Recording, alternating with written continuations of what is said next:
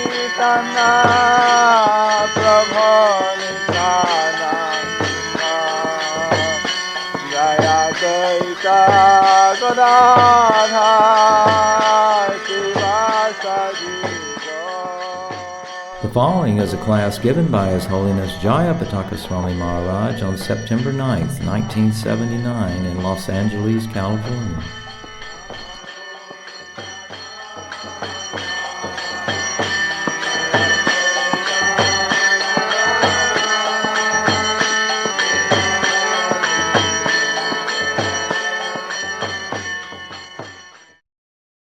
It is a great honor for me to be present here in New Dwarka, Los Angeles branch of the International Society for Krishna Consciousness.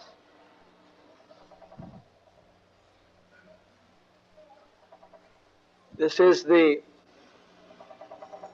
years ago, this is the last place which I visited. And from here I got the order from His Divine Grace A.C. Bhaktivedanta Swami Prabhupada to go to India. Basically the purpose of going was that in Vrindavan and in Sri Mayapur, Vrindavan is the birthplace of Krishna's pastimes, and Sri Mayapur is the birthplace of Sri Krishna Chaitanya Mahaprabhu, whose deities are here on the left. So there was no guest house owned by our own society there, although there are hundreds and thousands, actually thousands of temples by sister organizations. But we had no place of our own. So Srila Prabhupada said that we require to have a wonderful guest house and temple and community so that the devotees from all over the world can visit with a very nice arrangements and facilities these most holy places of India. Actually, this Krishna conscious movement is very widely practiced in eastern India as it is seen here, especially in the states of Bengal, Orissa, Assam, Tripura, Manipur, and by the Hindu population of East Bengal or Bangladesh. They chant this Hare Krishna Maha Mantra and worship Radha Krishna deities. Exactly, but possibly with not so much grandeur as we are seeing here. So, when we first came from the West to India, and the people saw how the Western people are taking to their culture, they became very proud and very happy to know that the greatness of the culture of the Vedas was being appreciated by people all over the world. Actually, our founder Acharya Srila Prabhupada told them that all of you should come out and preach this culture all over the world. Spread the great culture of Krishna consciousness. Don't be enamored by the Western civilization so-called progress, thinking that that alone will be enough to make you fully satisfied. Because at any moment if the petroleum runs out the civilization will be topsy-turvy. At any moment, if the atomic bombs are thrown between Russia, America, whatever nuclear nations there are, then the civilization as we know it today will no longer exist. So you should go deeper into yourselves,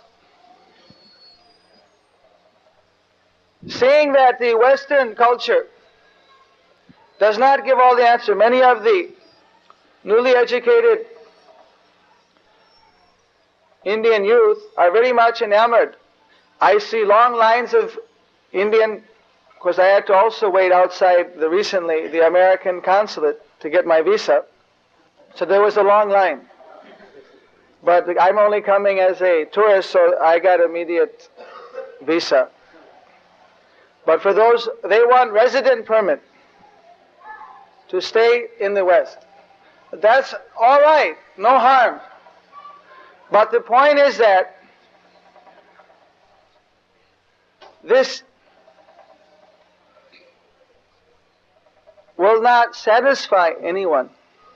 As we see that all over the world people are looking for a more natural way of life. They're hankering for a purpose to their life.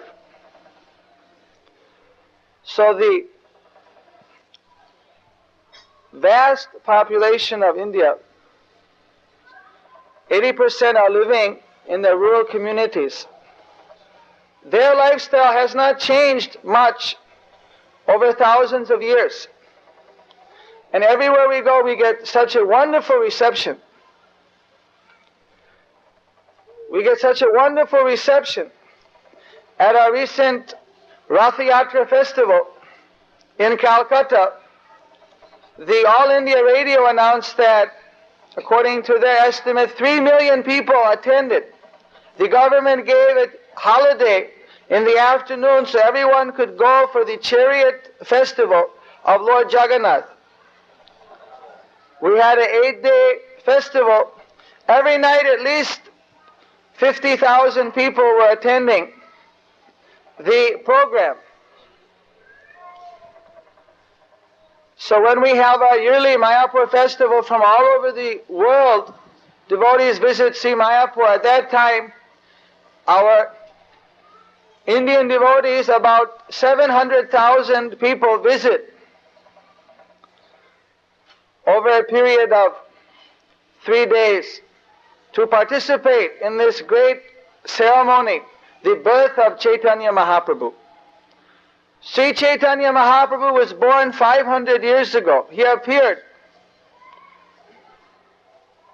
reviving the ancient message of the Vedas that predicted that in the Kali Yuga, this Hare Krishna Mahamantra is the only method to counteract the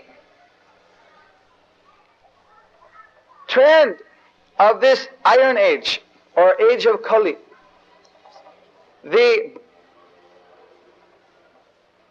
Kali Santanai Upanishad gives this Hare Krishna Mahamantra. This Shastra or scripture was written about 5,000 years ago. The slok goes, Hare Krishna, Krishna Krishna, Hare Hare, Hare Ram, Ram Ram, Hare Hare. Iti Saudasakam Nam Nam, Kali Kalamashanashanam, Nata Paratta Upaya, Sarva Vedesha Dishyate.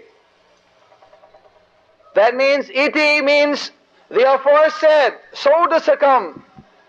Soda means solo, or 16, Nam, 16 names. The above mentioned 16 names. If one counts Hare Krishna, there's 16. The 16 names mentioned above counteract all the bad qualities of the Kali Yuga. Technically, we're in the Iron Age now. This is known as Kali Yuga in Sanskrit. So there's no other alternative to counteract in this Kali Yuga.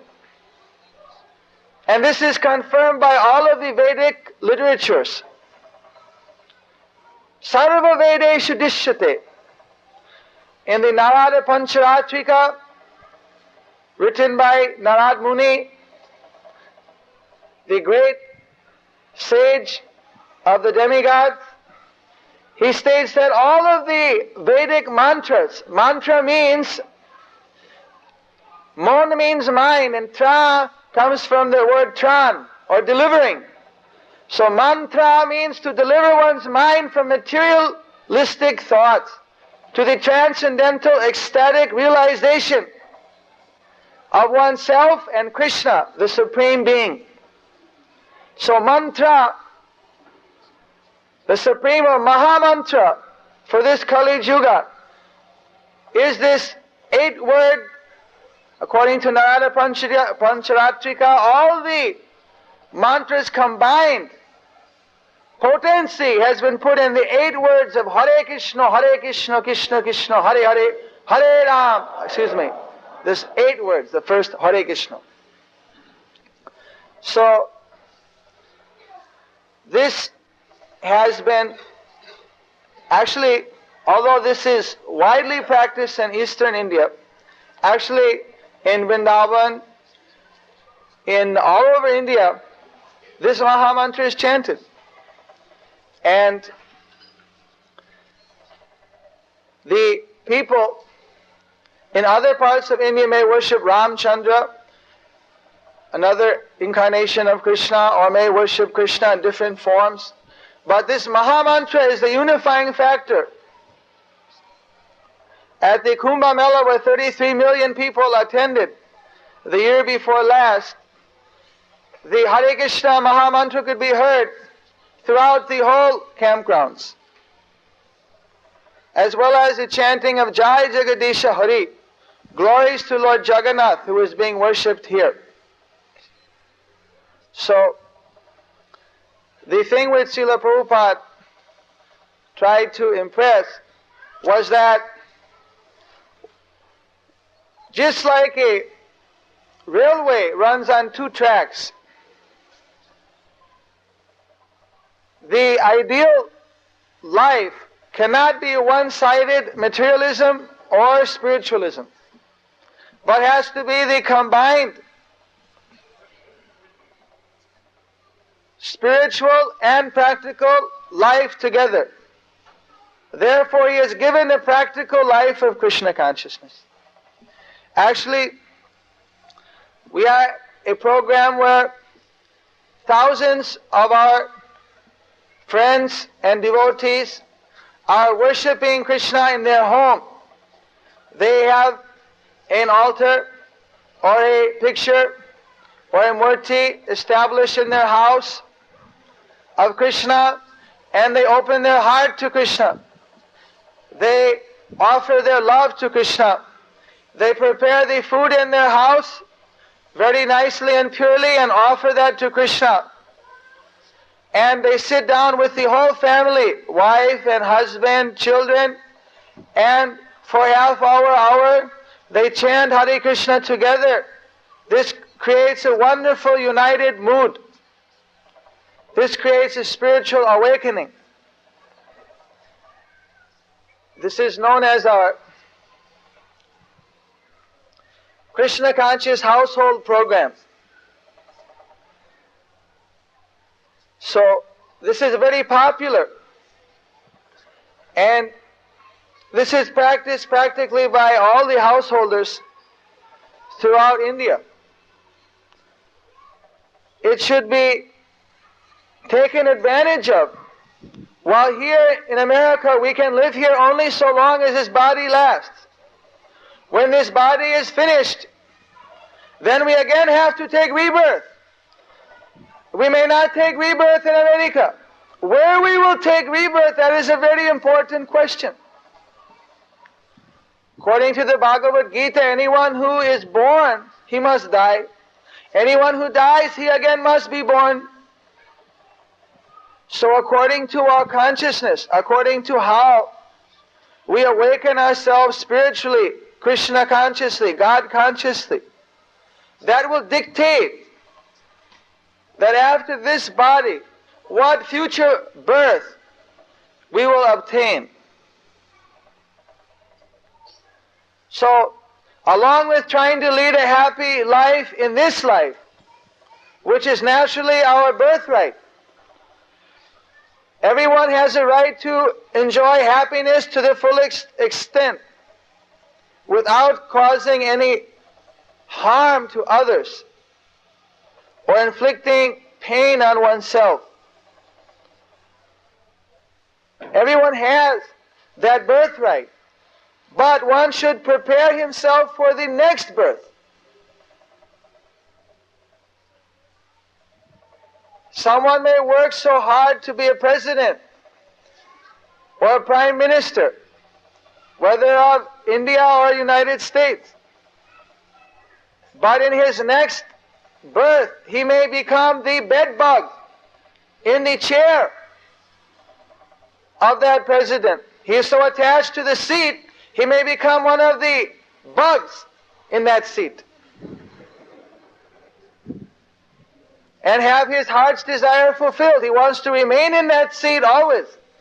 So he may stay there as a bug in the upholstery. According to one famous astrologer, one of the prime ministers of India took his next birth as a white dog in Sweden, where he was kept by a very wealthy industrialist who gave him very wonderful foodstuff and accommodation. Now, no one can say, it could be, how can we say that after this birth, where is the next birth? Recently, in a big scientific conference attended by the Bhaktivedanta Institute, among 78 or 90 different nations' representatives at Rome, on the modern science in lieu of theistic understanding, there were so many different supporting evidences for reincarnation. One man had taken some type of kill-in photography of, at the time of death, some ephemeral form leaving the body. Then there was one man who documented, he was an American scientist. He has a research crew of about 300 working under him. So his research was to document and try to find scientific proof to substantiate reincarnation. So he would use hypnotism. He would take his patients back into time. Say that someone's 40 years old, there was one lady, he kept taking her back. All right, now you are 28, now you're 27, now you're 26, now you're 20, now you're 18, now you're 10, now you're 5, now you're a baby, you're 1. Now you're just 1 week old. Now you're in the womb. And take right into the womb. Then, before that, what were you? Then again they go back. In this way, he gave one with slides and everything on movie how he took one patient back. She was having disturbance in her mind. So he took her back, and in 1812, 2 births before, she had her heart broken by being deserted by her husband. So the name of the husband, where they lived, birth certificate, first of all they got the name, the address, everything she said under hypnotism. Then they went to that place, looked up in the old birth records, found that the names tally the marriage record, photographed the place. She described exactly what the street looked like in 1812, what the house looked like. They got old pictures of that time or drawings, and this way they were able to substantiate. But definitely, this is not our first birth. We have been born many times before. But these are very qualified scientists connected with various universities and foundations, and so many people had different proofs. Of course, the evidence doesn't have to be found out with such a long drawn out process. One can easily find out in the Bhagavad Gita, which is the principal text of India. I was invited as the representative of the International Society for Krishna Consciousness at the World Conference of the World Viswa Hindu Parishad, the World Hindu Parishad at Allahabad last winter. This is held every 12 years. So at that conference, the people were very interested to hear how their Sanatan Dharma, this Krishna conscious movement, is being accepted around the world. They were very interested and very pleased to know how the Western people were appreciating and there were 200,000 delegates present from different nations and all over India, and they were very pleased to hear this, I must admit. So, at that time, that whole assembly recommended that every Hindu should read the Bhagavad Gita and they should worship Tulsi in their home.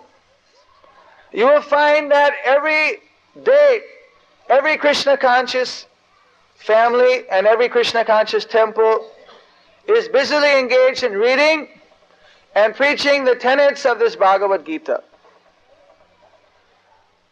And Tulsi is being worshipped daily. I was very pleased to see how here in the Western Hemisphere, even in the cold places, Tulsi is being worshipped. Tulsi is a tropical plant sacred to all Krishna devotees, which comes from a part of India. This is a spiritual plant. So this has been established all over the world. And this is very encouraging. Actually, this is nothing unexpected for us because this was predicted by Chaitanya Mahaprabhu 500 years ago. He predicted, Prativite ache jato nagar adi gram sarvatra prachar hoibe mor naam. That as many cities and villages all over the world as exist, each one of them will have this chanting of Lord Chaitanya's message. So it simply took some time for the Lord's desire to fructify. Very shortly, we can expect a change in the trend of the people. Already, there has been a very great revival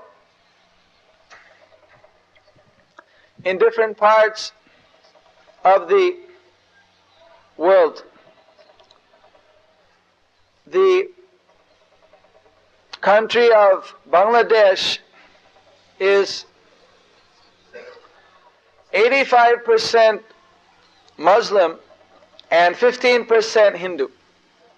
All of the 15% means about, because there's 80 million, so 15 times 80, how much is that? About 12 million Hindus. All of them are Vaishnavas. All of them are chanting this Hare Krishna Mahamantra. When we went there, we had a very big public program in a town called Maimin Singh, which is in the northern part of Bangladesh. And when I was greeted at the train station, the devotees of Krishna came and they said, "Welcome from the minority group." They're very much limited in being allowed to practice in that country. They're a little bit oppressed by the majority group, being separated from the majority of followers in India. So we had a meeting, and that evening at 6 o'clock, the meeting was scheduled. I arrived about 4 in the afternoon. Within that 2 hours, there was no publicity except word of mouth. 12,000 people gathered, and they were very eager. They told me that they had been told that the whole world, America, England, everywhere had become followers of Islam. And that Christianity as well as Hindu religion have practically become extinct. Simply few people in India follow the Krishna conscious movement, otherwise the rest of the world is all following Islam. So they said that they were feeling very much intimidated, and they felt a great sense of anxiety, thinking that their original culture had, according to the propaganda, had died out. Of course, it's not the fact. And when we showed them how all over the world people are practicing, then, and how everyone in the whole world is not following Islam, so then they're very happy that they didn't have to grow those beards and that they could freely practice. Well, after this meeting, the local authorities all came, because a week before that, the president of that nation had held a program in Mymensingh town, but only 5,000 people attended. So they wanted to know that who was the person who had twice as big a crowd as the president of the country. So I had to explain. They thought that I was trying to do some kind of revival. So I had to explain to them. So in some parts of the world, other than India, the people who practice this Sanatana Dharma, actually, they are not given a full chance. And in countries like America, where the freedom of religion is there, in England, different places, of course, they have the freedom to practice this. They should take, definitely everyone should take advantage. There are many countries of the world where one doesn't have the freedom to openly practice the spiritual development, the process of self-realization, the religion of his choice the way he wants to. So it's a great feeling to be back in a country which allows people to practice the religion of their choice freely, and is protected by the law. People should try to take advantage. This freedom does not exist in the communist countries, does not exist in many countries. Because if a person knows who he is, if he knows who is God, he gets such a deep strength that these type of ideologies don't like that strength to grow. By people being very morally strong, very spiritually strong, they become empowered by God to do great things. Generally, people, the opposite trend is people simply try to know their bodies And then what happens is they become the slave of these bodies. It's like having 6 wives. We have 6 senses: taste, smell, hearing, seeing, feeling, and our mind. So if a man comes home from work and he's greeted by his 6 wives, each one grabbing, one the leg, one the arm, one the other leg, one the waist, everyone grabbing, come with me, come with me, come with me. A big dilemma, which way to go? Like that, each sense, taste this, smell this, hear this, see this, touch this, think this. The whole world we think for our enjoyment. Everything simply for us to enjoy. This is not the actual fact. Everything was actually created for Krishna to enjoy. We can only enjoy these objects if we give true homage. So what happens, instead of becoming the controller of our senses, we are controlled by the senses. We are dragged here and there. Unfortunately, each sense has got such an appetite, but it's only got limited capacity.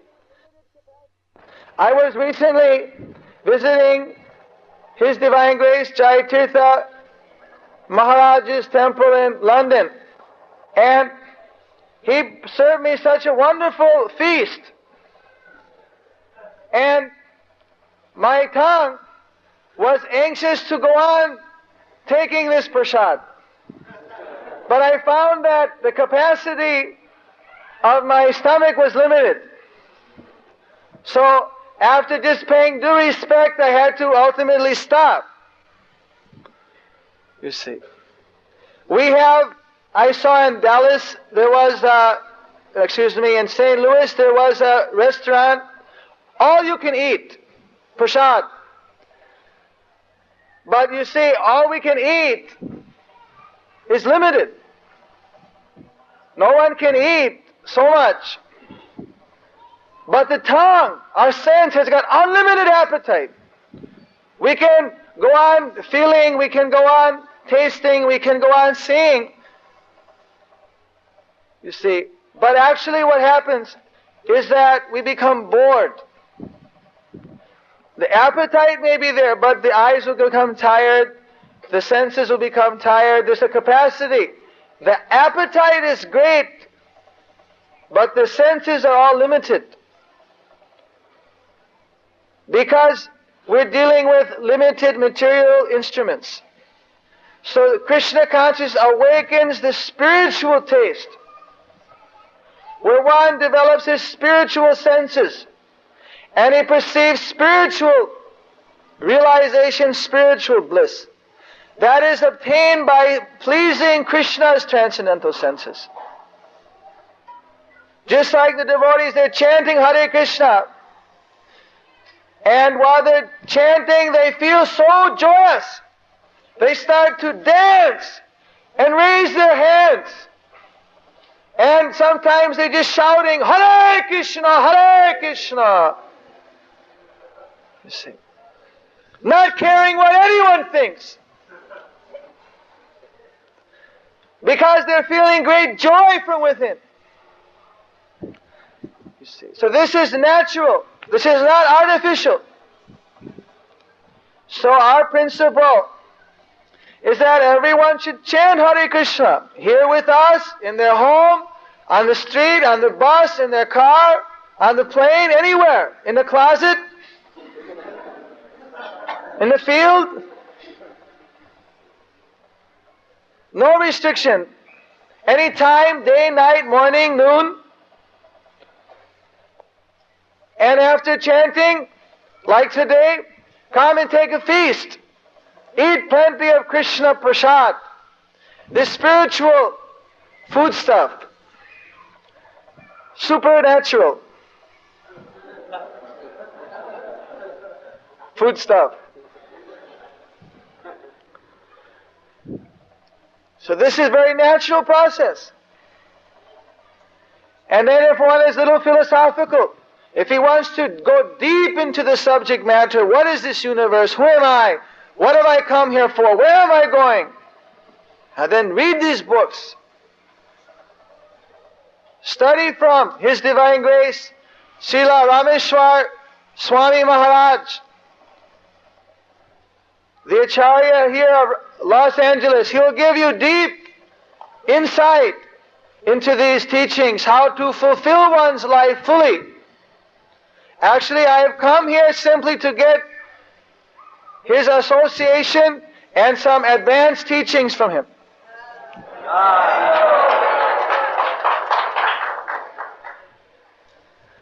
You see. So everyone that has come here, they are very fortunate.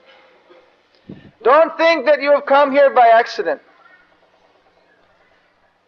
You have come here as ordained by Krishna, due to some deep spiritual heritage, possibly from previous births or from this birth. Krishna has attracted all of those people present here. Now, they can try to get the greatest wealth that is available here. Take advantage. Everyone that has come here, they should try to understand what is the best thing I can get from coming to this Krishna conscious temple. I see the thing I noticed when I was on the airplane. I'm a little afraid, to tell you frankly, when I get on the airplane, not because I'm afraid of the flight, but after being in India for 10 years, there the people are a little bit gentle. Here, I find that the American public are very beautiful, very strong, but I find them very unhappy, long-faced. And so I feel uneasy with them. But when I come to the more awakened, the devotees here and the guests who are awake, I see smiling faces. I see effulgent, illuminated faces. And I feel fully at home. I see that the absence of fear. Everyone in this world is fearful because no one is protecting him. But every devotee is fearless because Krishna is protecting the devotee, and the devotee feels that protection. Some may say, what is this protection? How can I believe in all this? If one chants Hare Krishna, he will be saved from the greatest dangers. And by chanting, one will feel the protection. All the obstacles in his life are removed by chanting this Hare Krishna Maha Mantra. Whether one decides to live here in the community, or whether he's just practicing in his home, in his spare time, as much as he takes shelter of this holy name, this powerful sound vibration, the names of Krishna, so much he'll be protected in his life, and he'll become fearless and happy. That I see as soon as I came, how happy everyone looks. Those are the guests. You just look at the devotees. Don't they look happy? How is it that they get so happy? Each one of you should ask yourself, you should study in yourself, what is the secret of happiness? Will I get happy from external things or from my internal mind? What makes me happy? We should study. Obviously our mind makes us happy. Our inner thoughts, from inside comes happiness. Just like now it's very warm here. A cold shower is happy. It makes one feel good. In the winter, when I was in Germany, it was quite cold. There the cold shower was not pleasant. But the same water temperature is there, but one place I'm happy, one place I'm sad. in the sense of material happiness and pleasure and distress. So ultimately, that's a very superficial example, of course. Ultimately, happiness comes from within. But we're looking for happiness from without. Therefore, we are frustrated. Therefore, although we're dragged here and there by our very willing servants, our senses, we are not satisfied. So the devotees who completely take shelter of Krishna's name, who dedicate their every bit of intelligence in serving Him with their bodies, mind, and words, they get the full nectar. And as much as one takes shelter, so much he'll get the taste. This is guaranteed. Anyone can try. There's no charge to chant Hare Krishna. No secret that one has to pay to get. It's an open secret. But only the most intelligent, open-minded, broad-minded person can understand. When I was in St. Louis, there they had that restaurant. They're charging now $1 I'm conditioned. $1.50, all you can eat. They commented that when they said free, no one would come. Because everyone was afraid, well, something free, it must not be any good. So when they put a price tag, $1.50, what a bargain! All you can eat for $1.50. When it's free, that was no bargain. You see, but when it was $1.50, it's a real bargain. So if we put a price tag, $200, you sit down and chant Hare Krishna, then everyone will say, oh, this is very good for mental peace and great mental strength. But no, our principle is we can't take money for giving this Hare Krishna mantra. So then people say, free, well, must not be very good. But sometimes the best things are priceless. So this Hare Krishna mantra is something priceless. So, I think that the other programs?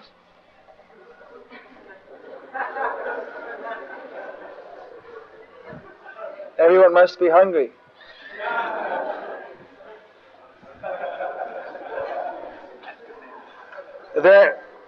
We ask questions in this time? Are there any questions?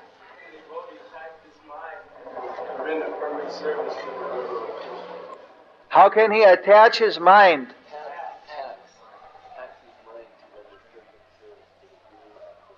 How can he tax his mind? Income tax. It has to be, you see. Everything that comes in the mind, that has to be employed. If it's for the service of Guru, then we accept. And if it's against the principle of pleasing Guru and Krishna, then we reject. It's not, I don't find you taxing one's mind to please the spiritual master is not the same as taxing one's mind in the ordinary sense. That is a burden of love. If one loves someone, then he will think very deeply how to please that person. If one appreciates what someone has done for him, then he loves him. If one sees the good qualities in someone, that appreciation can take the form of love and faith. So the spiritual master, even if he gives one teaching, one syllable, according to the Vedas, that means the disciple is eternally indebted. There's no amount of repayment can repay that debt. So the disciple, seeing how the spiritual master has taken him from the very dangerous position of suffering in this material world, of being in a fearful position, of being subjected to repeated birth and death, the reincarnation, that He has given him His eternal consciousness, His eternal happiness, His eternal knowledge, has given him a new lease on his eternal life. So naturally, he will think that this person has done so much for me, what can I do for him? It's only fair, it's only an honest expression. When someone has taken care of all of one's needs, if that person is truly grateful, if he is an honest, sincere person, he must be grateful. And think, what can I do in repayment of the great gift my spiritual master has done for me? If someone is not thinking to repay that debt, then he is an ingrate. And he is a little bit foolish. He has not been able to understand the value of the gift he has received from the Guru. So, therefore, one should try to understand what is that thing which is given by Guru. How is that more valuable than anything else? And one can appreciate that valuable gift. Naturally, he will think that what can I give? What humble offering can I make? And so, that thinking, if you want to call it taxing, you see, that expression of one's reciprocation of a deep, intense love, that is a natural expression which one will feel when he is grateful for the great gift he has received from the spiritual master or Guru. So, God's law, that is a religion. So if we are following God's law, then we are following the principles of religion. But if I just say that, well, I'll do this or that we cannot accept as religion, even if I do it with a very devotional mood. It has to be followed by the codes of the scripture. So, most religions naturally have some scripture. And we find that the basic tenets of every scripture is in the Bhagavad Gita, in a very scientific and concise form. So, by following the tenets of Bhagavad Gita, Krishna guarantees that one will not have to again take birth again in this material world. But in this Kali Yuga, one has to chant a bona fide name of God.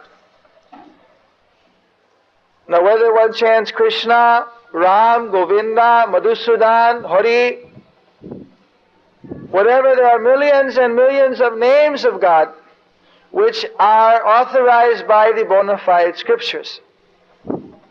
So if one very diligently chants those names, he will awaken his God consciousness. But ultimately,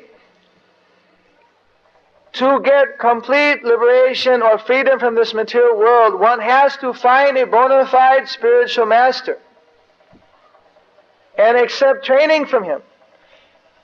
If one can study and learn everything about being a doctor, but if he doesn't go to the school, enroll in the course, take his internship, he won't get his MD, he won't get his practicing certificate.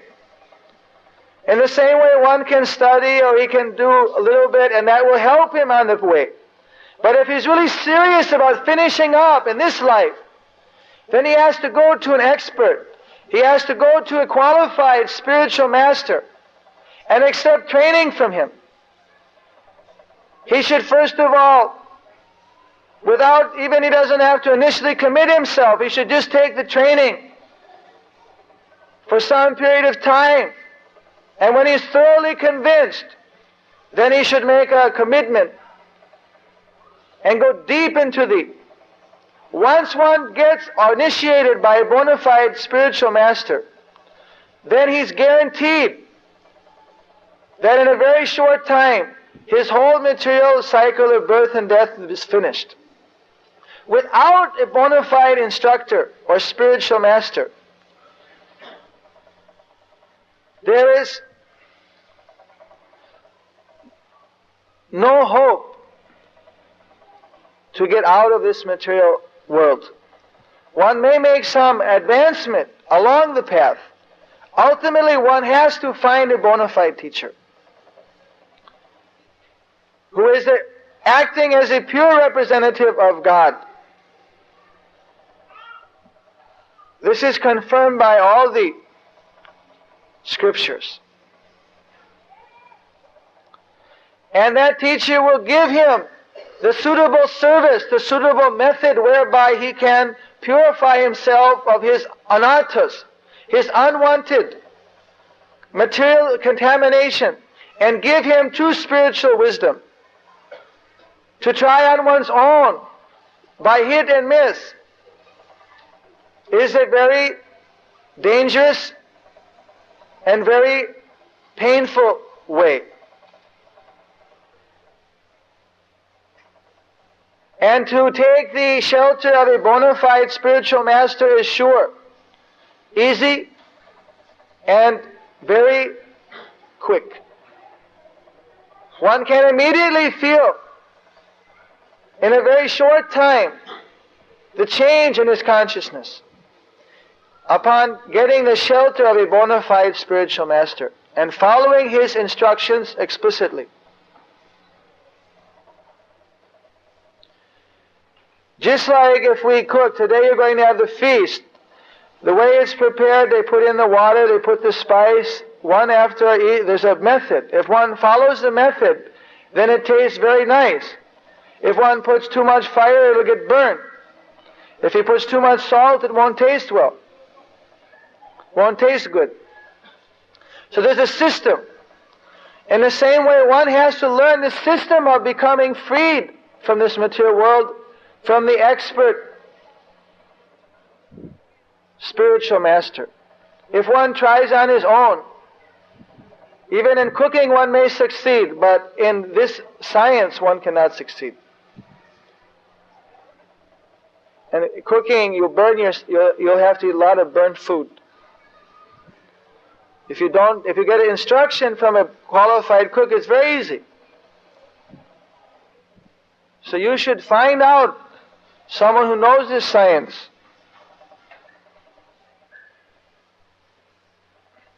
When there are so many names of God, what's wrong with chanting Hare Krishna? Is there anything wrong with chanting Hare Krishna? God is the same. There's only one Supreme. So if one of his Krishna means all attractive, the most beautiful person. Is there a better description, a nicer name to call God? The person who has got the essence of all attractiveness, of all pleasure. Everything nice we see in the world, everything beautiful we see in our friends, in our fellow people, in the world, everything, the nice, the essence, the sweet taste in the water, the light of the moon and the stars, the beauty in the women, the strength in men, every good quality.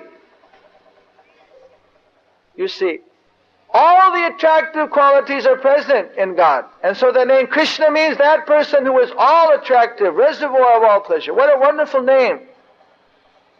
Who else can fit that description except for God? Except for the Supreme Being.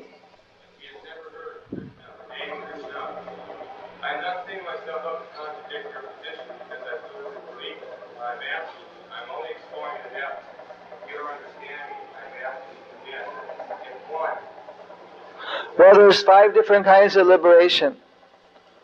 In this Kali Yuga, one has to chant the name of Krishna. In previous ages, there were different names of Krishna which were chanted, and there are different processes of a yoga. One can get impersonal liberation by practicing mental speculation of the Vedas, which is known as Jnana. It is possible that one can understand impersonal liberation, which is known as Sujya Mukti. But that is not considered as real mukti or real liberation by the devotees, because one can fall down from that position. The real liberation is one's individual spiritual identity remains intact, and he sees himself and the Supreme Spirit always. So that particular perfection of liberation cannot be achieved without surrender to the Supreme Person, Krishna. I repeat, any one of his million names could be chanted. Unlimited names could be chanted. It doesn't have to be the word Krishna. But Krishna is recommended for this age. We chant Jaya Govinda, Jaya Jaya Gopala, Jaya Jaya Govinda. We chant so many different names. So in the previous age, they chant Namo Bhagavate Vasudevaya. Vasudeva is the name for Krishna. But that was the mantra in the previous age. At that time, people could also chant Hare Krishna. But the recommended name was Namo Bhagavate Vasudevaya. In this way, every age has a particular name which is recommended. This Hare Krishna Maha Mantra is the most powerful, because the people in this age are the most sinful, fallen. Therefore, this name is recommended.